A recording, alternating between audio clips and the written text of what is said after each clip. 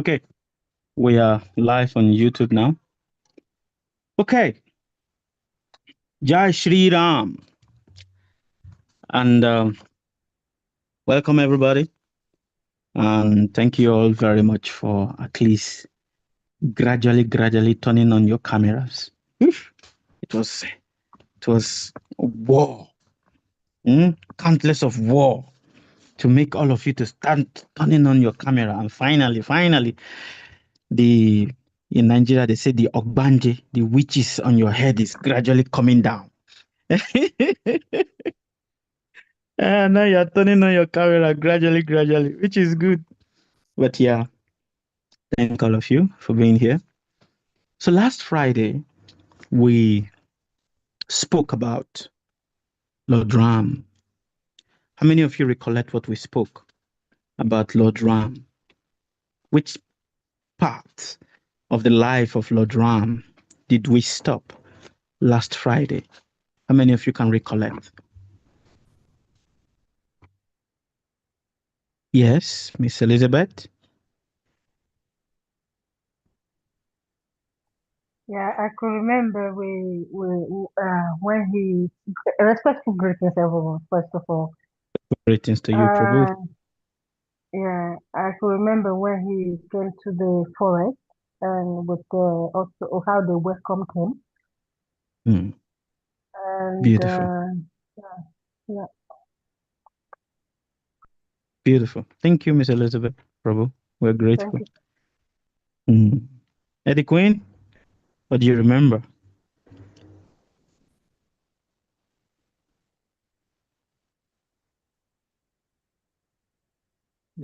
You're muted, so I can't hear you.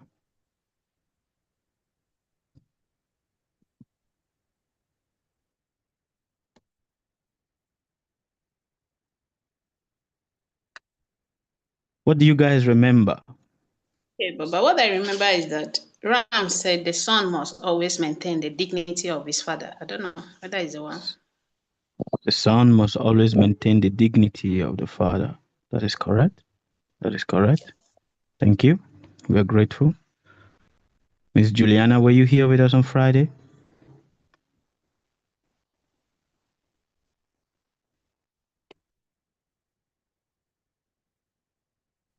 I can't remember, but I think so. Okay. Okay. Respectful greetings, Very Papa. good. Respectful greetings to you too.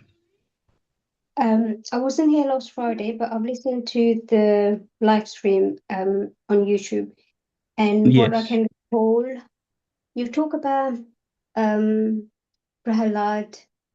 and Hiranyakashipu and the lion, half human, half lion, where he saved Prahalad, and I think that's the bit I can recall. There was there was quite a few other things as well, where Ram was the one before, I think, who was getting ready to go to the exile, and they were going into that boat. And I remember a name of that boat started with T, Tamara, and then that's when the story goes on. That's when he went to where his past life. You went into Rama's past life, and then they said, "Oh, are you going to make us sink into that boat or something like that?" What's the kind called? Yes. It was interesting to know, and then you went through the story of Hiranyakashipu and how when the mother was pregnant, there was a time that 5:45 to 7:45 that you can't, the guy, I'm not very good with the names. The guy was meditating and the wife was saying that I really need you now. And then the man said no, and then something or the other happened, and then where the woman got pregnant, and then the woman was taken away to a sage, and the child was getting all the training around the sage, and he became really, even though it was born around the demon time, but because he was in the company of that saint, of that sage, he became Prahalada, and he was only about 7 years old, something like that. And then he was saved by God because he keeps thinking of God's name. Jai Ram, Shri Ram, Jai Ram, Shri Ram. While the uncle was trying to get rid of him, trying to kill him. Oh, for the father, sorry, not the uncle, the father. The father was Yes. trying to get rid of him. Yeah, I think that's all I can record so far from the YouTube. But thank you for making recorded, because there's days that I can't make it, but it's good to know what's been happening and a continuation of the story. But thank you to you. I'm much Thank you. grateful. Merci beaucoup. We're grateful to you too. Very nice recap. It's pretty, Prabhu. We're grateful. So yes, Ram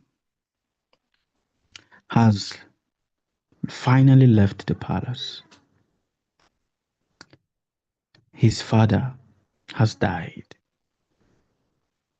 Now, he has no father. He only has his mother, Koshalya, that is there in the palace. When Ram left, all the citizens of Ayodhya wanted to follow Lord Ram into the exile. And Rams had to cunningly deceive the people so that they can go back to the kingdom. He made his brother Bharat acted as a regent on his behalf. And he went deeper into the forest. And while going into, deeper into the forest, he met Guha, the king of the forest dwellers, to which last week, Friday, Miss Elizabeth asked, how did the forest dwellers become forest dwellers? Were they exiled? How did they become there? And to that which we also gave the explanation that they are naturally like that. They were not exiled, but they are naturally inhabitants of the forest. Guha was afraid that if Lord Ram stepped his feet inside his boat, he's going to sink him and send him down to the Netherlands, to the netherworlds. And based on this, he recollected the past life of Lord Ram as Vamanadev, the dwarf incarnation of God. And based on this also, we also go deeper into another life of Lord Ram as the half man, half lion incarnation, where he had to fight and kill Hiranyakashipu. Now, after leaving this area with Guha and sojourning deeper into the forest, Ram was pleased and was accepted by beautiful sages who were very happy to see Lord Ram. And while they were very happy to see Lord Ram said, we cannot stay here with you guys. Even though all the sages, they were like, stay here with us. But Lord Ram said, we cannot stay here with you guys. But the reason why Ram said, we cannot stay here with you guys was the sages. They were happy that the king has left the kingdom and he's among them. And hence, when a king is among them, it is natural that the king should, attend to that matters, the pressing matters that disturbs, his citizens, his people. The sages said, Lord Ram, we would want you to remain here with us. But there is a demon that is always troubling us. Ram said, really? There is a demon? He said, yes. There's this demon that is always troubling us. He goes around eating and desecrating the environment. Not just only does it desecrate the environment, he goes around creating havoc. This demon is an ogre. I don't know if any of you have heard about ogres before. That is OGRE, ogres. That is what this demon was. And his name is Virada. Please write it down. That is Virada. Virada. That is the name of this demon. And he goes around tormenting everybody. Please, O king, please do justice for us by, destroying this demon that is creating havoc and making, our penance, and also disturbing the peaceful birds, the peaceful animals of this beautiful, calm forest. And hence, Lord Ram said, okay, we cannot stay here with you all, sages. We'll have to journey further into the forest and see what is there. As the sage, as Ram said this to the sages, he told his younger brother, Lakshman, "Oh Lakshman, let us live here." You see, there's one thing. When Ram calls Lakshman, most often he says, "O son of Sumitra," which is natural. It is actually a honorary way of calling somebody, "O child of this." Why? Because you give honor to the parent, then giving honor to the child. So Ram says, "Oh son of Sumitra, Lakshman, let us go further into the forest and see who this demon is." As Ram and Lakshman, coupled with Videha, that is Sita, they started going deeper into the forest, they heard a loud noise. So tumultuous was that noise, and so terrifying was the noise, that just by the way the noise sounded, all the birds flew away from the trees. All the animals became scared. Ram says, "What kind of a terrible noise is this? And what is it that is making this terrible noise?" So they journeyed deeper and they started going deeper into the forest. While they were going deeper into the forest, all of a sudden, they saw how the trees has been broken, how everywhere has been made a mess. The beautiful lake became so dirty. And Ram was saying to Lakshman, what is happening in this part of the forest that there's so much disorganized, mess everywhere? Let us investigate it and see. So they started investigating, and all of a sudden, Virada jumped out of the forest, seeing Ram, Lakshman, and Sita. He said, "Who are you two charlatans?" When I mean charlatans, what he mean by that was, "Who are you two pretenders? You are pretending to be like a sage with matted hair locks on your head and wearing dry skin on your body, but your body is very fit. So how is it that you guys are pretending? The body of a sage is not always like this. Sage's body is always dirty and their body is always emaciated, but your body is very healthy. So who are you? You guys are pretenders."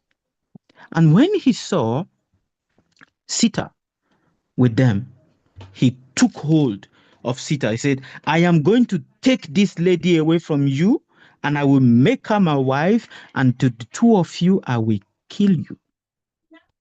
The moment Virada held Sita, Ram was angry. Ram, he was so angry that he said, "Oh, Lakshman, look at this ugly demon holding Sita, the daughter of a king, in his hand. With his dirty, ugly hand, he is holding this lady that is of a fine quality. And this lady that has never, experienced any difficulties in her life. And here is this ugly demon, this ogre, holding her. And on top of it, he is placing her on his lap." And Lakshman said, "O Ram, you are a Kshatriya. Your duty is to fight and kill. Do not wait or tolerate the insult of this ogre. Do not tolerate the insult of this Virada. Kill him at once. Kill him." Now Virada, when he heard the word, "kill him," Virada said, "You want to kill me? I am the one that is going to kill you. How can you kill me? Do you know who I am? I am Virada. That is who I am. I have gotten a blessing from Brahma himself, the creator of this universe. He has given me a blessing that there is no weapon that can ever kill me. So how are you going to kill me?" When Virada said this, Ram took his arrow, strung his bow, and put a nice feathered arrow inside of it and shot it at Virada. When he shot the arrow, it pierced the body of Virada and blood was coming out of his body. But don't forget, Virada has gotten a blessing that there is no weapon that can kill him. So even though his body is injured, he cannot die because of a blessing he has received. So Ram said to Lakshman, "Strong your bow, O Lakshman, and let us make waste of this ugly demon that has been disturbing. One, he has been disturbing the peace of all the sages. Two, he has been disturbing the peace of the birds, the animals, and the trees, uprooting trees. He has been disturbing. So he is not worthy of living." Lakshman strung his bow and chanted the mantra, Om Bhur Bhuva Swaha. He chanted the mantra, and instantly when he released the bowl, one arrow became thousands, and it rained down on Virada. Virada fell under the canopy of these arrows on his body. And he was just laughing. This is the only thing you guys can do. Don't forget, you cannot kill me. Ram was very infuriated by this. So Ram punched Virada. Virada took his mace, his own weapon was a mace. That is M-A-C-E, a mace. That was his own weapon. He took it. The mace was as gigantic as a big tree. And he was trying to swing it on top of Ram. And Ram took his bow, and shot an arrow and cut the mace into two. And still, Virada was struggling. He was on the ground, but he was, wheezing and weaning his body. And as he was wheezing and weaning his body, every part of his body was creating chaos. Virada was a gigantic demon. His belly was as large as a mountain. Imagine a person that has a belly that is as large as a mountain. His head was as big as another heavy mountain, and his hands was so long that just one swipe like this, his hand covers so many directions. And Virada created lot of chaos he created. But Ram, being a divine archer and a divine warrior, he shot an arrow directly on the head of Virada. And this arrow kept Virada in one place. It made him motionless. So Ram jumped on top of Virada, placed his feet on his head, and pinned him by the neck down to the ground. And he told his brother, "This demon cannot be killed by arrows. Let us bury him alive, because he is not worthy of living. Let us bury him alive because one, he has tried to defile a woman. Two, he has created a lot of chaos in the forest for other living beings. So he is not worthy of even being killed in a glorious way. Let us bury him alive." So he told Lakshman, "Dig a big pit." And as he was telling Lakshman to dig a big pit, Virada was in pain. He was on the ground. And Virada said, "Oh Ram, I did not recognize you before because I was blind. For there has been no human that has ever put my back on the ground, talk less of placing their feet on my head. No human has ever been able to do that. I have been living in this body as Virada for 60,000 years. And in all these 60,000 years, there have been no one that has ever defeated me. But you, only in just today, you have done what no one has been able to do in 60,000 years. Now, let me tell you my story. I was not a demon before. I have never been a demon. I became a demon due to my own actions. Please listen, Ram. Long, long, long, long, long, long time ago, before the birth of your own ancestors, you are born in the lineage of Raghu. You are of the lineage of Kakushta. Before the birth of your ancestors, before the beginning of your lineage, I was known as Tumburu. My name was Tumburu. That is Tumburu, Tumburu. And I was a yaksha. Now there are different classes of humans. This, me, my body, your body, is just one type of the species of living of humans. It's just one part of the species of humans. I was a yaksha, and I was the personal assistant of Kubera. Now, many of you be like, who is Kubera? Kubera is the treasurer, the accountant of all the gods.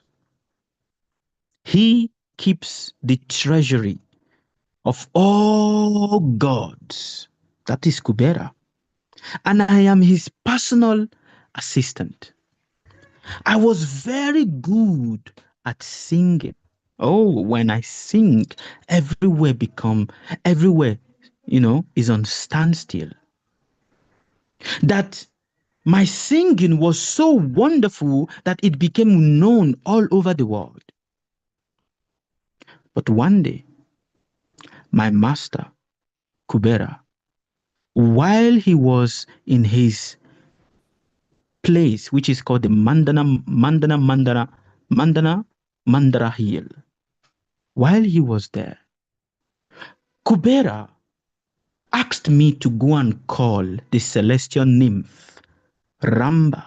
Does any of you remember Ramba? In our stories, we have spoken about Ramba. Do you remember Ramba? She was the last person to come and test who? Vishwamritra. She was the last person that was sent by Indra to test Vishwamritra.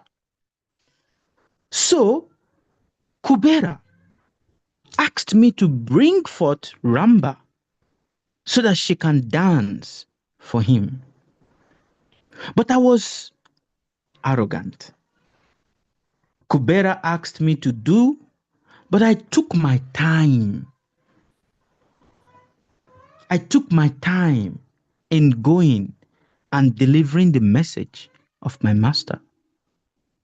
And because I took my time, when I finally came back to meet Kubera, hours and hours have gone by.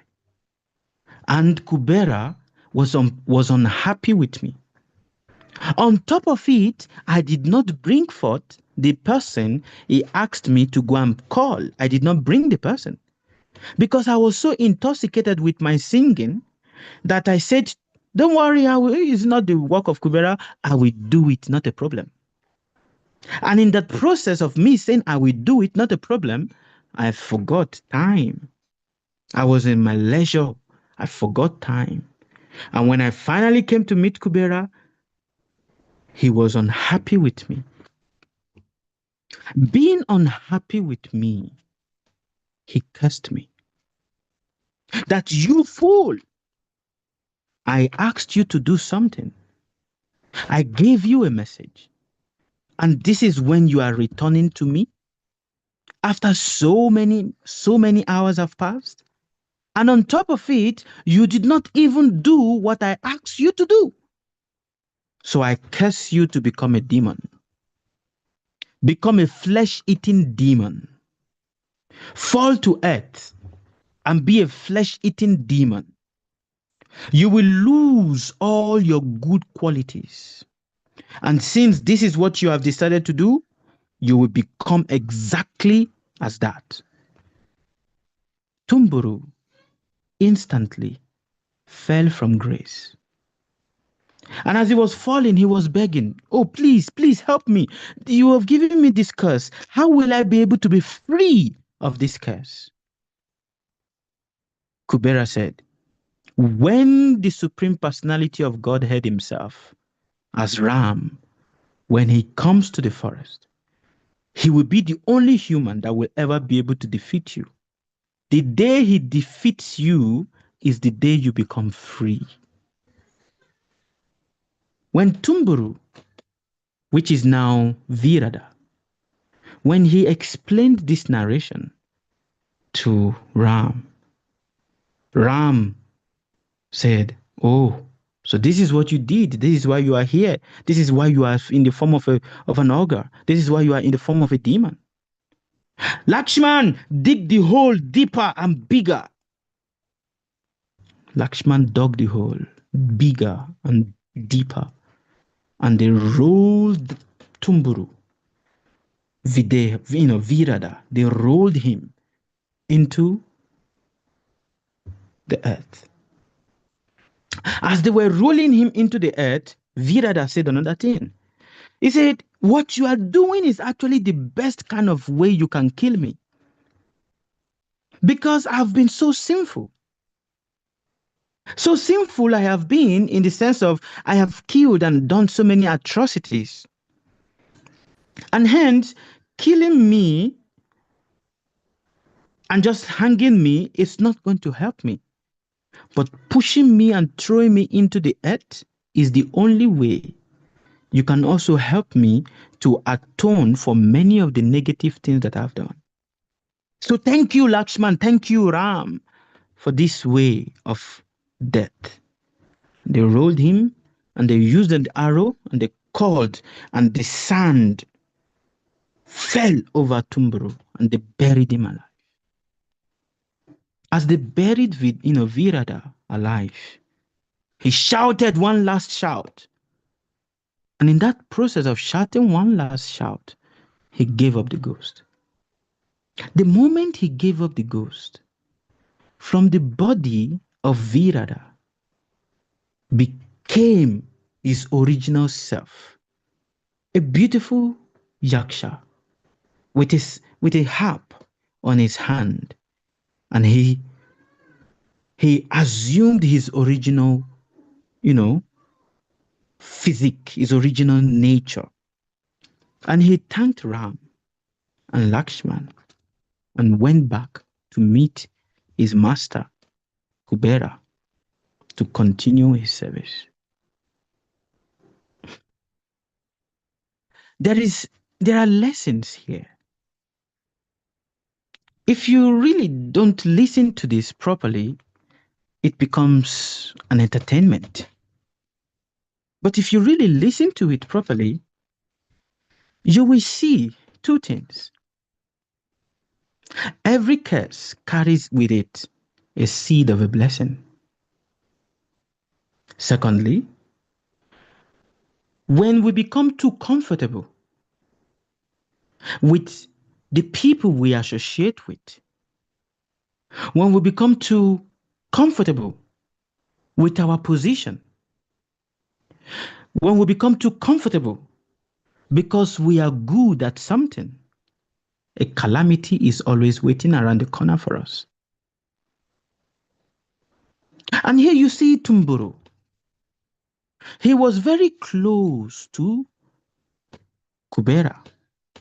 And there's an African saying that says, those who are the favorite in the king's court are the ones that have their head first to be cut off.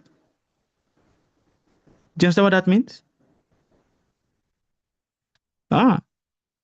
Those who are the favorite in the king's court, when calamity comes upon the king, those who are the favorite in the court are the first to have their head cut off. And this is something very important. First of all, it is by the mercy of great benevolence that Tumburu was popular. And he was popular, his voice was so nice. But he started getting comfortable that he was a very good singer.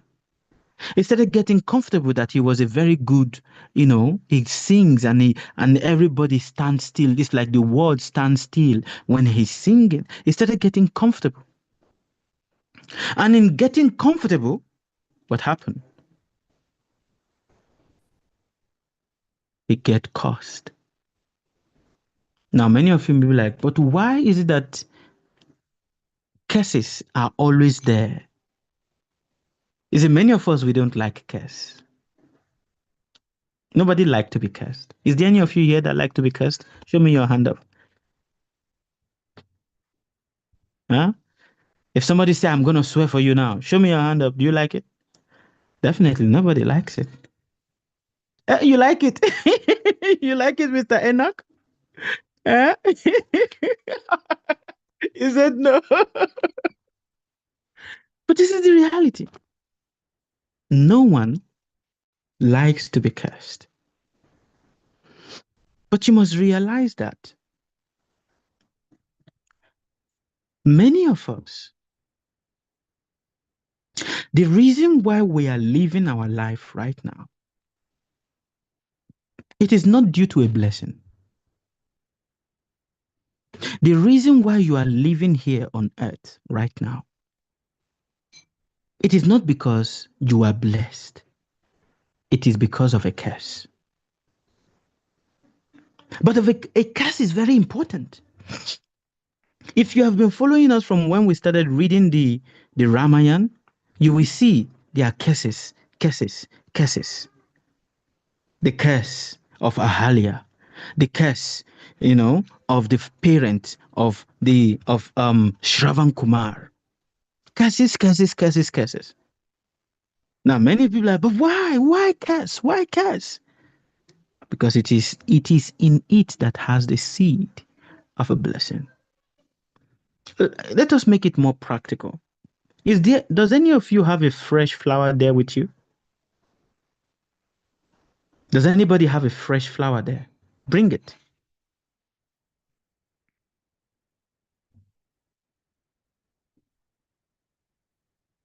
Okay. All right. I see. Miss Pretty Prabhu has a fresh flower. We are not able to see it nicely because I don't know why your screen is a bit blurred. But good. That is a fresh flower. Now, all of you, please, I want you to look at that flower that is on the screen of Miss Pretty Prabhu. Please look at this flower. Tell me, what do you see?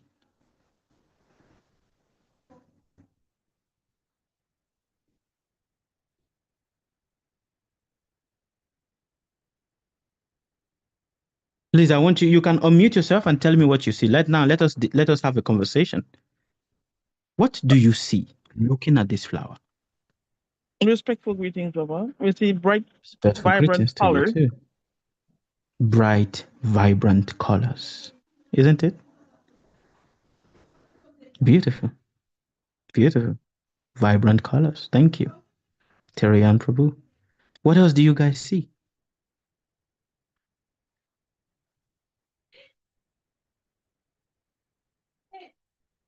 Hmm?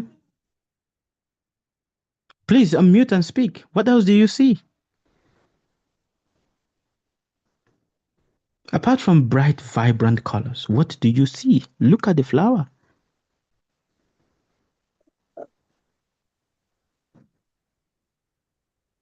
Baba, we also see nature. We see life. The nature, we see life. Yeah. Very nice. Beauty. Thank you, Magrina. Estusake, freshness and love. Beautiful. Beautiful. What else do you see? Sira Prabhu. What do you see? Enoch Prabhu. What do you see? Look at the flower in front of you. What do you see?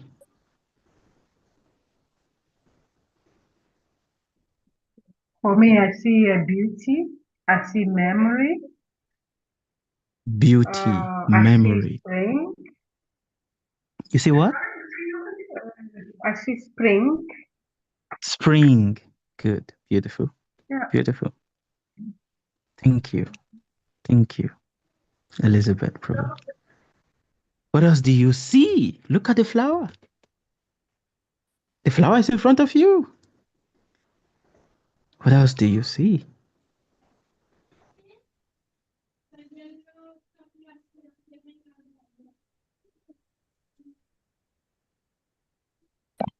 Well, respectful greetings, Baba.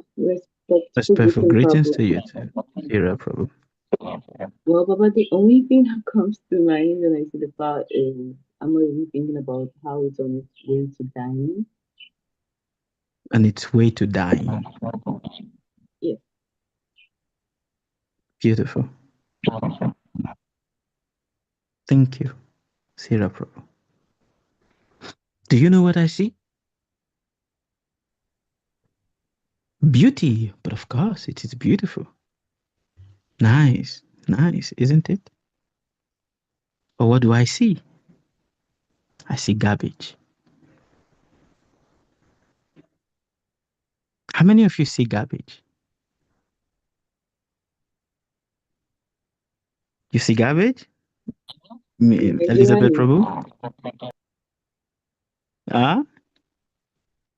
Okay, I very said good. the Nigerian cuisine, Baba, in terms of when I said dying, because it's not like something that is valuable in terms of our culture, especially when it's already been plucked, because it's dying. So, Yes, what am I thinking? very nice. Very nice. But what I see is this flower is on the process of becoming a garbage. And I am seeing a garbage on the process of becoming a flower.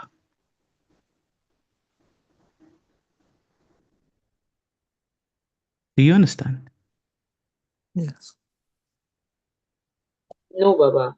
It's So you said you're seeing the flower as garbage or as a flower on its way to being a garbage. But how does it now transform from being a garbage to becoming a flower? Does that mean that it's going to sprout again from being like this? Or does it have existing seeds in it that would probably sprout into becoming a flower after it turns into garbage? But Like, of does it go through course, that cycle? but of course, this is a waste. But in this waste, this is a flower that is becoming a waste. And in that waste is also a flower. Does any flower grow in a clean, beautiful, tidy, antiseptic space?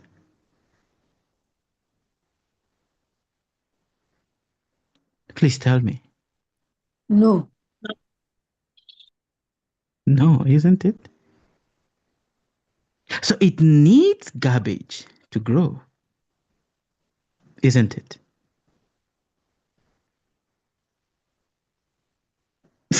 Are you understanding? Yes. Are you sure? Have any of you done farming before? Yes. Many of you are farmers. You've done farming before. Beautiful. Yes. Yes. So, what is a manure? Physics. Waste. Waste, isn't it? Feces of different type, human, goat, whatever. But in that feces, in that waste, is what? Manure. Yeah, manure. But New in growth. that waste, in that feces, is a flower. Nobody wanna. Is it not? How many of You're you see the worms that ate that made the floor or the ground soft for this flower to be able to grow from the soil? While looking at this flower, do you see the worms? Ndara yanyi tibata di school bag because man biyo kan baga ta mala sai san da na ga ta mala. Huh? Do you see the worms? See the You cloud. don't. You don't. You yeah, the earthworms. Do you see the earthworms? Do you see the cloud in the flower? Yes, Baba. Do you see the rain in the flower? Yes. And the sunshine. Mm. But above it all is the waste,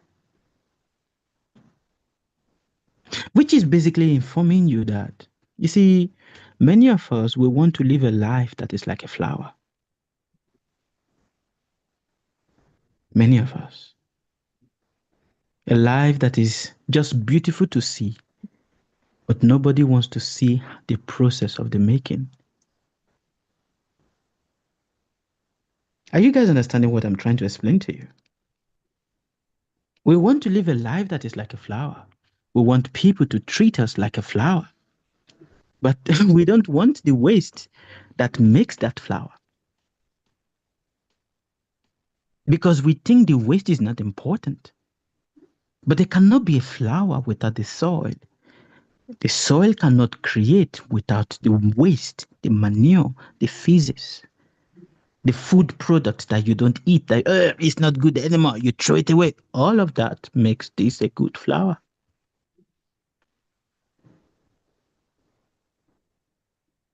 So when you read and you see the lives of Lord Ram, you will hear him meeting so many demons, coming across different demons, meeting different things. It looks, wow, he's fighting a demon. But guess what? Without a demon, you can never know what is not a demon. And that is also the same thing. We people, many of us, when we hear about, we are very much carried away by, wanting to show the beautiful part of life.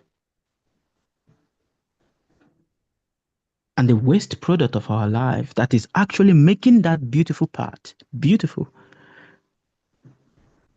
We don't want it. We think it is not necessary, but it is important.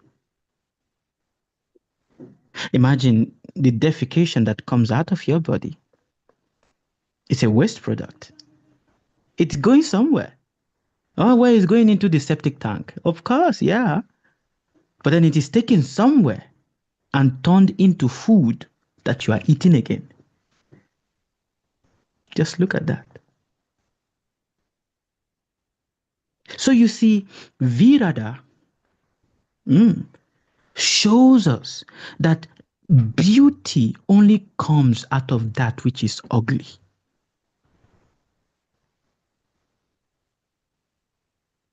Are you understanding me, my brothers, my sisters? Virada shows us that what beauty comes only from that which is what? Ugly, terrible, unpleasing to the eyes. But it is that which is unpleasing to the eyes that carries inside of it the seed of what becomes beautiful. That flower that is there in the screen of Pretty Prabhu, if it stays in the water for 2, 3 days, 4, 5 days, it starts smelling. Isn't it? It starts decomposing to such a level that it is something that was once beautiful, that decorates a certain part of her house, but when it stays 2, 3 days and start decomposing, she discards it. The smell cannot even, it smells so bad. Oh, ee. She discards it. And when it is discarded, what happens?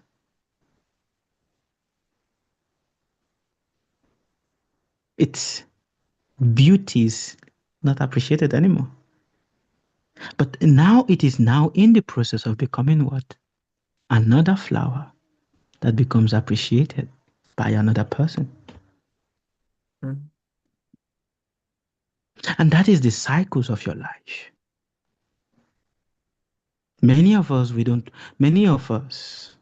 right now, our life is like that of Virada, in the sense that we are intoxicated, we are in ignorance, but we don't know that inside of that ignorance is the seed of goodness.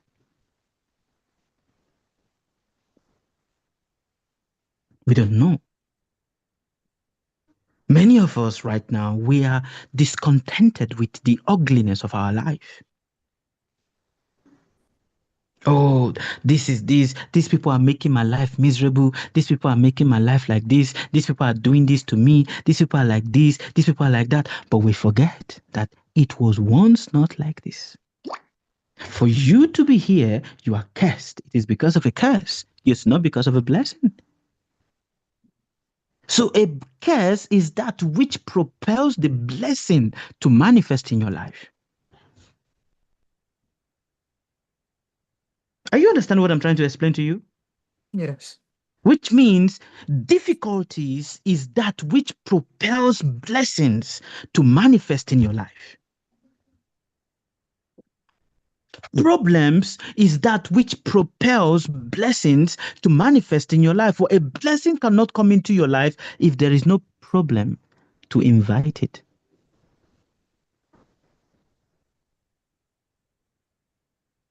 Achievement cannot come into your life if there is no suffering to do what? To invite it. The grace of God cannot come into your life if there is no problem. To do what? To invite it. Now, I have a question, which is, are you Are you fighting the problem of your life or being grateful that it is there because that is what is inviting the mercy, the grace of the infinite intelligence upon you?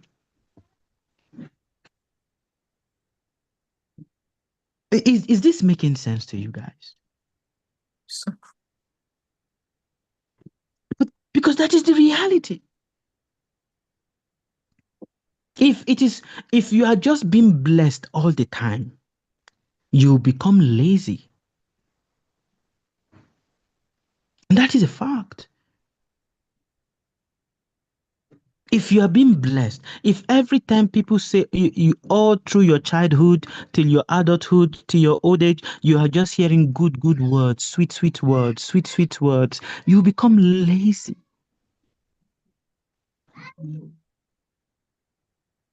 You will not be able to understand life. So it is the negative words that have been spoken to you, the harsh words that have been spoken to you, that is actually helping your life to move. So when we see Virada, the arrogance of, oh, okay, I'm very close to the teacher or I'm very close to the master. So yeah, the master can understand even if I take my time. So you see, arrogance. Arrogance. And that is what we must all be careful of. Never let your arrogance be an impediment to your grace. What did I say? Please write it down so that you can reflect upon it. Never let your arrogance be what? An impediment to what? To your grace. For many of us, our arrogance serves as an impediment to grace that is naturally supposed to come upon us. yeah.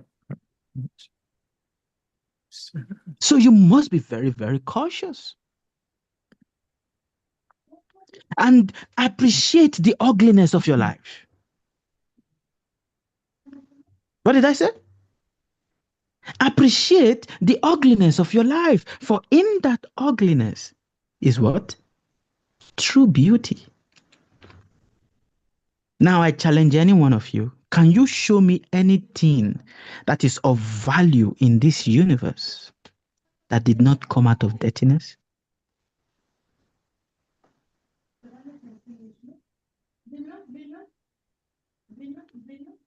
Can you show me for you to be sane? For you to be what? For you to be sane. Sane. It is because there are people that are not sane. For you to be healthy, it is because there are people that are not healthy. For you not to be addicted to something, it is because there are people that are addicted to something.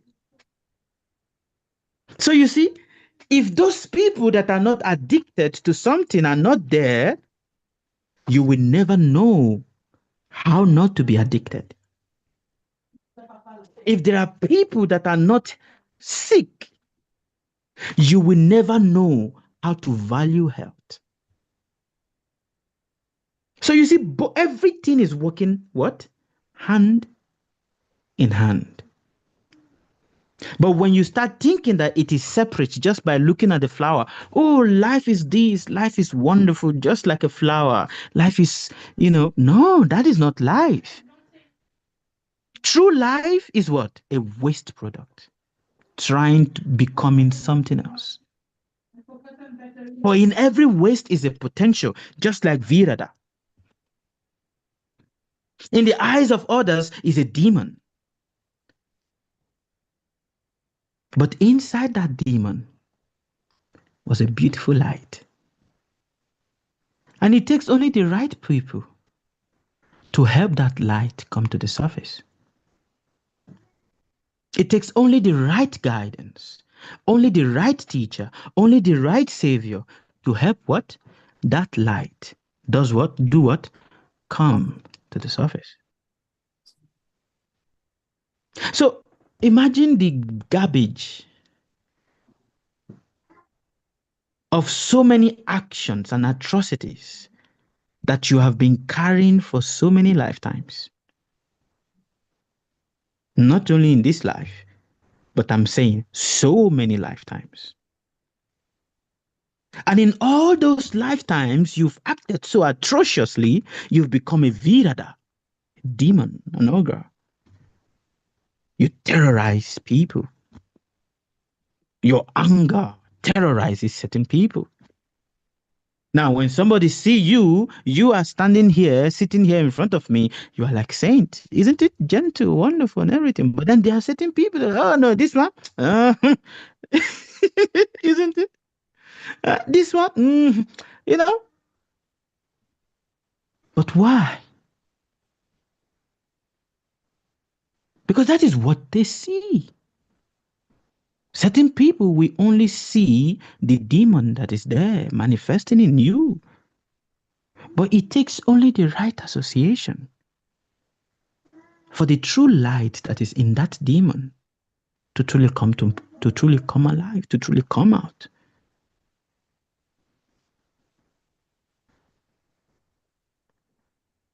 Thank you very much. We continue next Friday. Any question for me? I am open to your questions now. Comment, all of the above. Namaskar, Babaji. I have a Yes. question. Definitely. Yes, please. Is it true it's only the earth plane have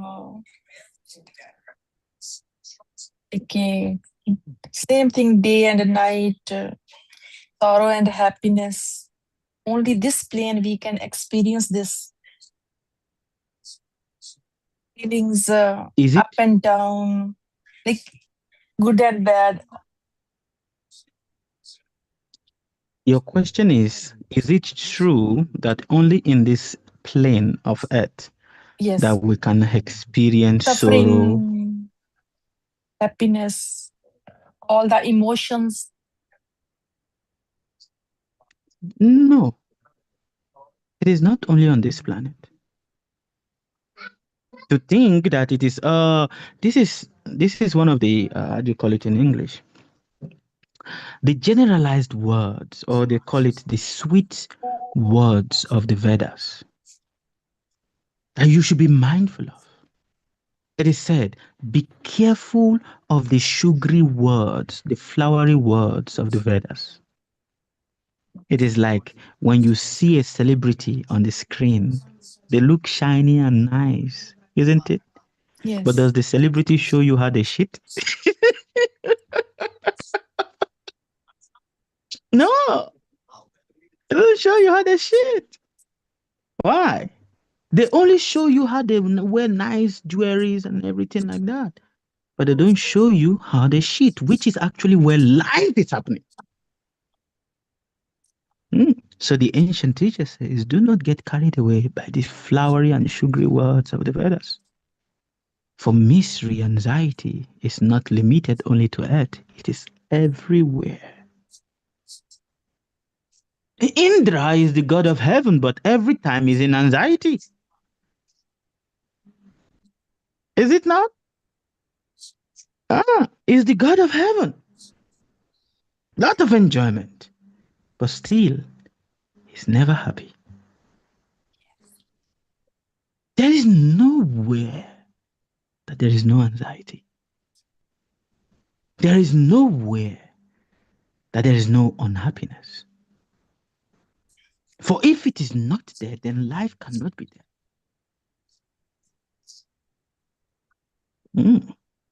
And this is where the trap is. Many people want to go to that place where they are not going to feel any unhappiness. I want to go to, I just want to be in that place. There's no sadness. There's no misery. Just that. No, does not exist. Does not exist. Why? Unless you make it, you start working on it here. And this is where the many Christians, brothers and sisters, oh, I want to go to heaven. In heaven, there is no sadness. There's no anxiety. Who told you?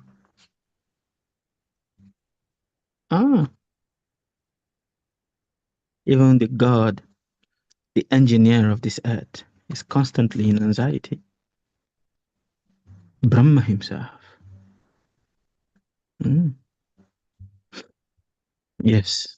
Thank you very much, Amibadam Prabhu. Any other question for us?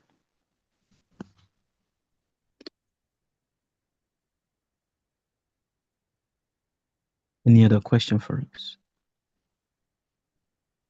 Do you guys understood what we've explained so far?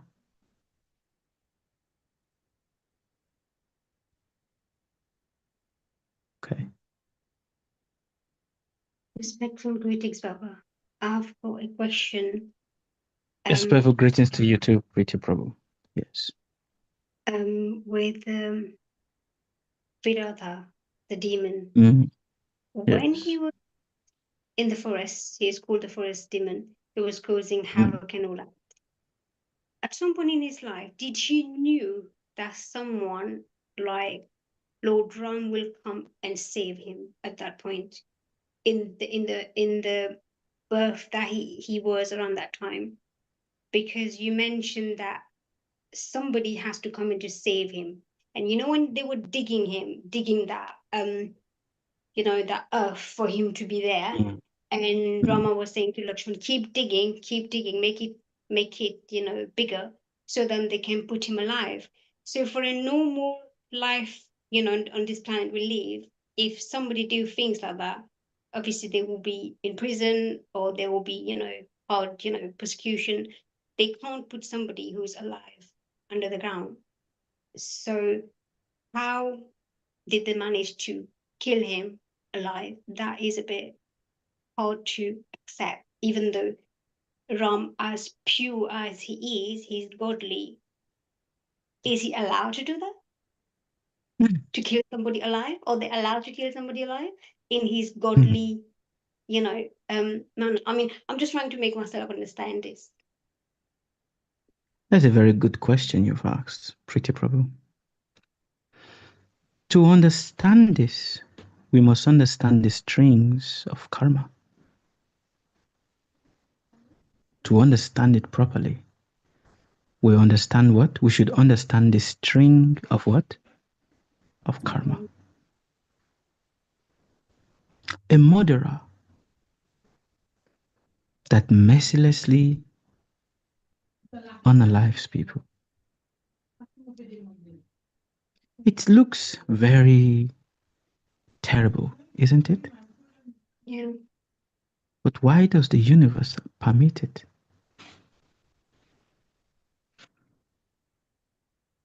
But then, when the universe permits it, why not everybody? Why just certain selected people?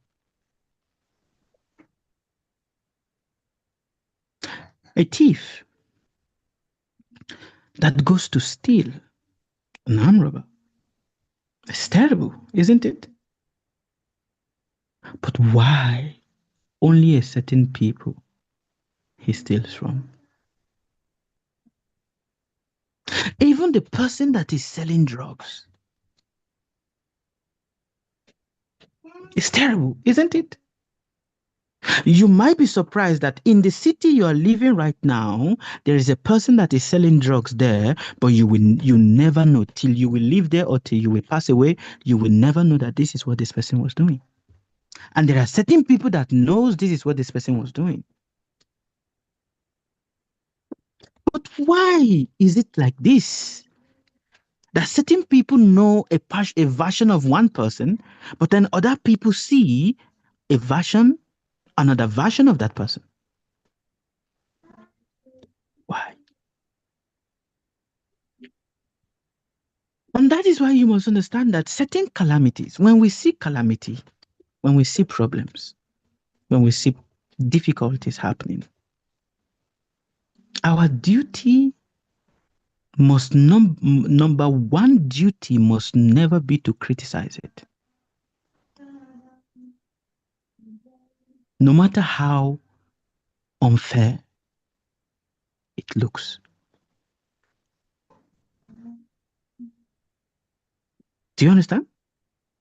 Our number one duty must be to what? To not criticize it. no matter how unfair it looks. Why? Because there is something that is pulling the strings for that to happen. Unfortunately, there are certain people that are meant to die in a very terrible way as a form of what? Liberation for them. But it sounds unfair. It feels unfair to us. Why? Because we are looking at the play, but we are not seeing the actors playing the play.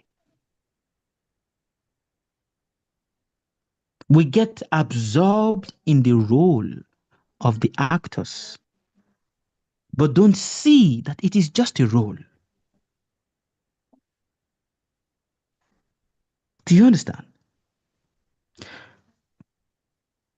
To expatiate this more, let me tell you a story. And I want each and every one of you to please open your mind's memory and understand this. Long time ago, there was Narada Muni, the divine sage. He's called an interstellar sage because he goes from one planet to another planet, chanting Narayan, Narayan, Narayan, Narayan. So one day, Narada Muni went to meet Narayan, Vishnu, and said to him, how do I know? We hear that karma is working, karma is working, karma is working. But then how do I see how karma works? And how do I know that when a person meets a man or a woman that helps their karma in a positive way, how do we see it? What is the importance of association with a godly person? What did I say? What did I say? Just association with a godly person. What is the importance of association with a godly person? Narayan, Vishnu said, oh, no problem. I'm going to answer this, your question. But before I answer this question, I want you to go to that forest just below. In that forest, I want you to go and see there is a mother rat. What did I say? A mother rat that is pregnant. She's about to deliver. Go there. So Narada Muni said, okay. He went there. And the moment he saw, he was just observing the mother rat giving birth to her. What do you call a baby rat? What do you call it in English? Rat, na? Mice. A baby rat is called a rat or a mouse? Mouse. Okay, mice.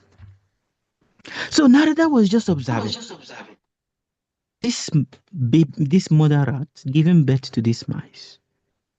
And as the mother rat finished giving birth to the mice, she was resting, and the little mice was just suckling on the mother's breast. And Narada went closer and looking at the mice glanced up and looked at Narada. And at that moment, it gasped and it died. Narada said, what is this? He went to meet the person that sent him the message, which was Vishnu. I said, Vishnu, Prabhu, I went down and I saw the mice and he just looked at me and gasped 3 times and died. Vishnu said, okay, don't wait. Just go in that forest again, just down. There is a tigress about to give birth to her cub. Go and see. Narada said, okay. He went. He saw the tigress as she was laboring and pushing and and finally gave birth to the tiger, to the little cub. And the little cub was just by the side of the mother, same way, same thing. Narada went a bit closer to see what is it that Vishnu want me to see exactly. What is it? He went closer. And by looking at the cub did the exact same thing the mice did. Looked at Narada, gasped 3 times, and died. Narada now became perplexed. Like, is there something wrong with him that he have seen a mice? The mice gasped 3 times, died. Now he's seen a tiger, a little cub. The cub looked at him, did exactly the same thing the mice did, and died. Then he went to meet Vishnu and said, I don't know, is something wrong? What exactly is it that you want me to see? Because I'm not understanding it. The only thing that I'm saying is that they're dying.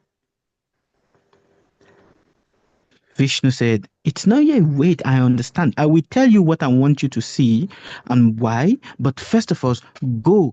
In that forest, there's a village. In that village, there is a cow that is about to give birth to her calf.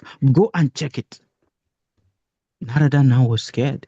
What if I go and the same thing that happened to the mice, to the cub, the tiger cub, the same thing happened. But because he has been given an order by the Supreme, so he went. He went into the village. He went into the barn, and there he saw the cow. She was in labor, giving birth to a calf.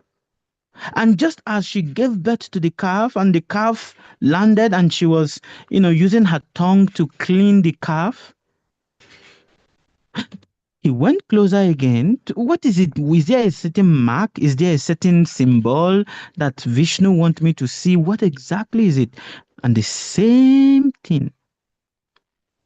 The calf looked at Narada, gasped 3 times, and died.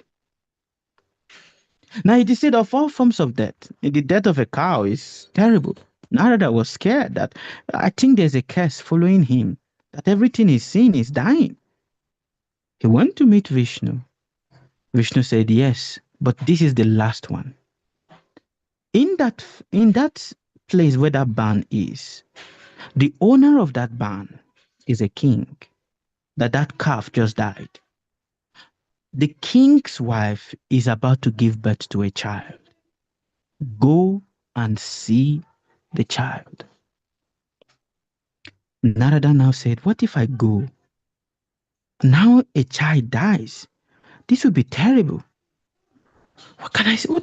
Why is my master sending me on this kind of errand?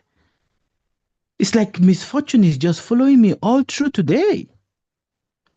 But okay, master have sent me. So what he did is, he said, when I went there and they saw me, they died. So because I went closer, so this time I'm not going to go closer. I will just be at a distance because I don't want the same thing to repeat itself. So he went. He saw the woman, the queen in labor, giving birth. He saw how they helped the woman. She finally gave birth. He saw all the process of how they cleaned the woman, everything he saw. And then finally, they laid the baby down by the side of the mother. The mother was tired. And they just put the baby down and everybody excused a bit for some few minutes. And Narada was just by the side, not going closer because he's afraid. What if I go closer and then the same thing happened? But he was just at a distance, observing and watching. And being at a distance, observing and watching, the little baby opened his eye and looked at Narada. And this time, the baby was so happy to see Narada and said, oh, you are here again. Narada said, huh? What do you mean I'm here again? He said, you don't know? He said, tell me, what is it that I don't know? Don't you know me? Narada said, I don't know you. Who are you? He said, see, I don't know what I have done. But remember I was once a mice. My mother gave birth to me as a little mice. And I saw you. And just by seeing you, I died. And I was born again in the womb of a tigress. I was in that womb, and she was just giving birth to me, and I saw you, and I died. Now I was born in the womb of a cow. In the womb of my mother as a cow, she was when she was giving birth to me, and you also came, and I saw you, I died. And because of I see you, I got the body of a human being. Now I have been born in this body of a human, and now I have seen you again. I don't know where I'm gonna go. And the Narada said, oh, now I understand the message of what my master was sending me. So he went to meet Vishnu and said, Prabhu, I was once scared, but now I see. And then Vishnu said to him, do you know the reason why that mice is condemned to be born in the body of a mice? It's an abominable kind of life. The kind of abominable thing that fellow has done in his past lives, and he was born in that body. But just because he saw you, have your association, even if it's just for a few seconds, that association gave him an elevation to have a better birth in the body of a tigress. Getting born in that body, he saw you again.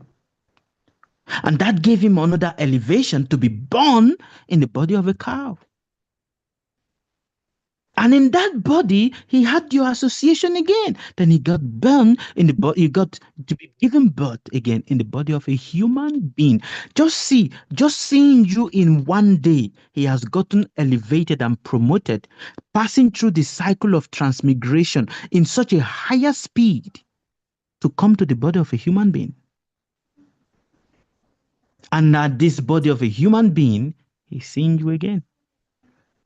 That is the power of association. Virada, being born in the body or condemned to be a demon, and having the blessing of meeting Lord Ram. Lord Ram pushing him into the ground and burying him alive. This is not a new thing. You've heard of so many countless stories of where people are buried alive. Have you not heard? Of people being burnt alive. You've heard. There is a tradition in Nigeria, in some part of Nigeria, whereby when the king is dying, his servants, there are some servants that are buried alive with the king. Oh, it's a culture. I don't know if it's still there now, but it is there. But I think it is hidden, but it's still there. So Lord Ram burying Virada alive was a form of purification for him, due to many of the atrocious actions and activities he has done. Because that is the only way he can actually be killed. Don't forget, he has gotten a boon that there is no arrow. It can wound him, but he will never die. But he did not get the boon that if he is buried, he's not going to die. So Lord Ram is the master and the knower of everything. And he knows the way. Just like last Friday, we told you of Hiranyakashipu, that says, I don't want to be killed in the heaven, I don't want to be killed on earth. I don't want to be killed by man, I don't want to be killed by human. And hence, the Supreme Lord, looking for the loophole, found a way to end his life. And that is the point. There is always a way the universe, the Supreme Personality of Godhead, uses to help us, rid us of our negative karma, to purge us of it. Sometimes it may be very violent. Sometimes it may be very, very, it may be very toxic. But that is the exact medicine, the exact purification we need for our transformation. And the power of association, the people you associate with determines your aspiration, determines where you are going to. Just look at that. Look at the story I told you a few minutes ago of a mice being born as a mice and all of a sudden getting uplifted. That is the point. And that is why it is said, always look for the association of a saint. What did I say? Always look for the association of a saint, a genuine saint. For 1 minute association with a true saint changes the trajectory of your life. That which was terrible that was supposed to happen to you becomes adjusted to be fair. Do you understand, Pretty Prabhu? I don't know if this answered your question. Yes, Baba, you did answer to my question. But you did mention that Lord Ram knows everything because he's God. My Yes. question now, in terms of the karma equal, so when he's killing the demon, does that add up to his karma as well? That he's, I don't know if you Does that understand what add up to the karma of Lord Ram? Yeah. What kind of a blessing will it be if God himself become the surgeon that comes to take away your sickness? The only And in reason that process, you died in the hand of God. What kind of a blessing is that? The only reason I ask you this question is because sometimes back I was reading on Krishna, and Krishna was killed by somebody who's done that archery arrow on his feet, and then he Krishna died. was But then not again, he killed. died because of his past karma. So that's what I wanted to figure out if this is something similar. No, Krishna was not killed. There's a difference. Okay. When you say a person is killed, there's a big difference. Now, after you've listened to my conversation for so many months, tell me, is there anyone that truly dies? We're born again and again and again. So who is killed? Who is not killed?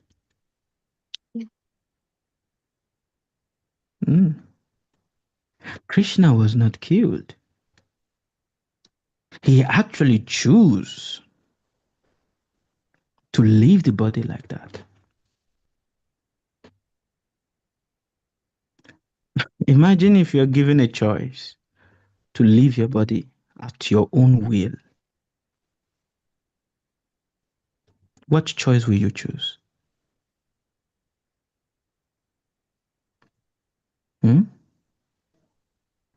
What form will you choose?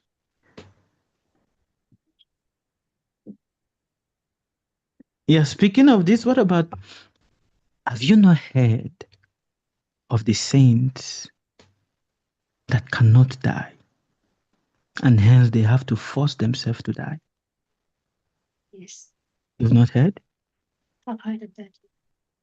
Where, because they could not die, they have practiced so deeply that death is not just coming. So they have to dig a hole and tell people to bury them alive. Haven't you heard? Well, I will tell you of one man. Now, this is not just an exaggeration. These are true facts.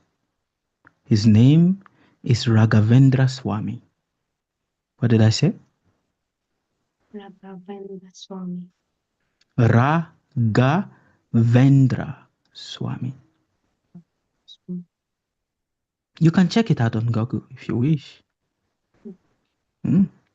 He could not, he could not die.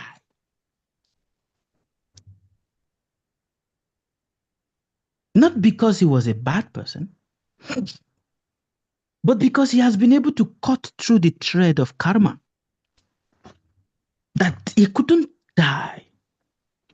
So he told his disciples, dig a hole, and I'm going to enter inside of it and then cover it. That is how it is.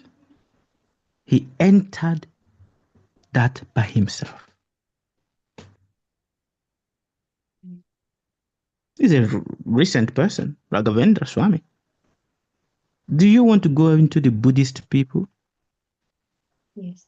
The Buddhist monks, the true Buddhist monks of Tibet, who have practiced. And that is why I'm telling you, my brothers, my sisters, when you truly live a life of truthfulness and sincerity, and you associate with the right people, the thread of karma, you are able to cut it.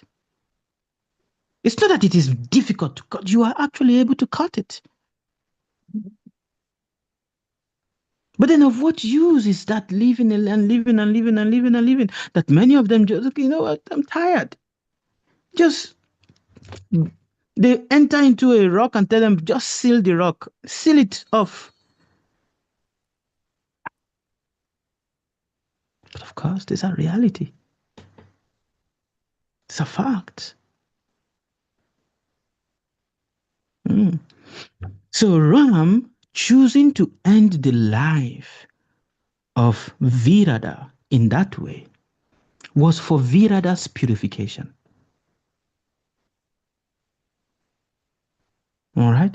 Just like understand, every sickness that comes to your body is a purification of a negative thing you've done in your past life.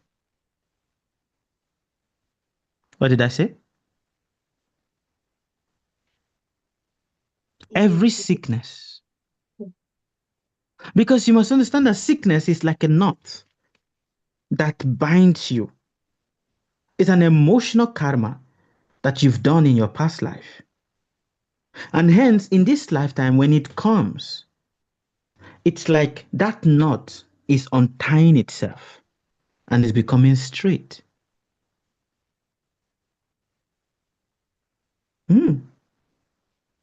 And that is why you will see there are many ancient teachers, when they're understanding this knowledge, like, okay, all right, yes, I know, it is a purge, it is a purification.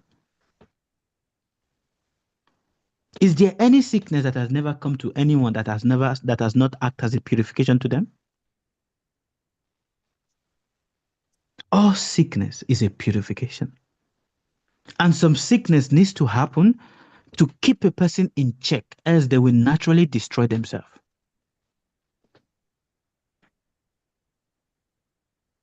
Do you understand, Miss Pretty Prabhu? Yes, there are certain things that needs to happen to us, but it is a mercy. Because if that thing did not happen, we will naturally destroy ourselves.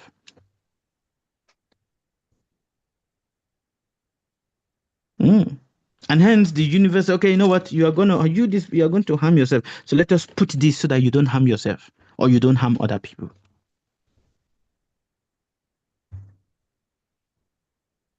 All right. Any other question? Merci. Thank you, Baba. Merci beaucoup. Any other question?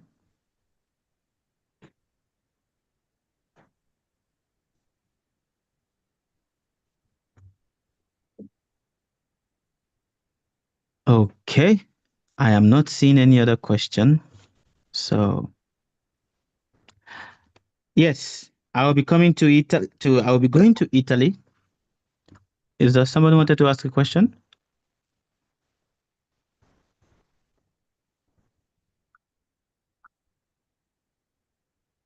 Okay.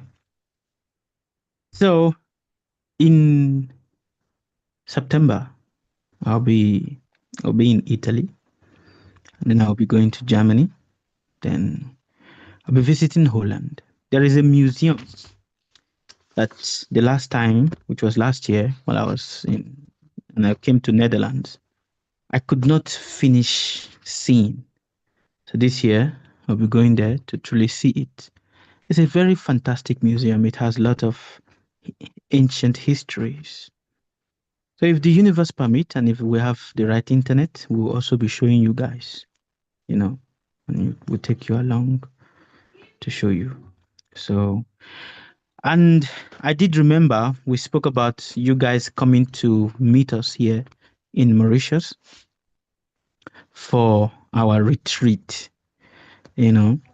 but I'm not getting much feedback from all of you. So I don't know if you guys are even interested. I understand that right now due to how do you call it? I understand that right now due to so many things that is happening and the way things are becoming expensive. Many people are like, oh my God, to pay a ticket to go to Mauritius. Mauritius is far. Some of them are complaining. Mauritius is 16 hours, 19 hours. I travel 19, 20 hours from here to France. To come and see you guys, and then you guys are complaining to come and see me. Amazing people. But anyway, so it's still open. It is still open. The retreat is still open. But that again, it depends because we are trying to get a proper accommodation for this retreat. We're going to be doing I want to teach you how to meditate, how to breathe, how to do things. And it is better if you come to meet the teacher and you associate with the teacher. It will be of great help for you. And if you can be doing this once a year, you should make it your own pilgrimage. I just said to you, 1 minute association with a saintly person changes the trajectory of your life. Now imagine if you can try your best to make this a pilgrimage. All right, every year I will go to stay with my teacher for a few days. That becomes a blessing. Becomes a blessing. But again, I'm leaving it in your hands. So you think about it. If you are interested, do write. And also at the admins, they are also planning and trying to organize things and stuff like that. But it depends on how the people are interested, So we're trying to schedule this for December, November, December, So you check yourself. Let me know. Okay, you can send me a private message and let me know. All right. Okay. Is there any question? Last time we gave an assignment that you guys should pray. Are you praying? Yes. Very good. Thank you. And yes, remember on Tuesday we did a prayer for my goddaughter, Victoria. So here's the breakdown. Victoria is let me end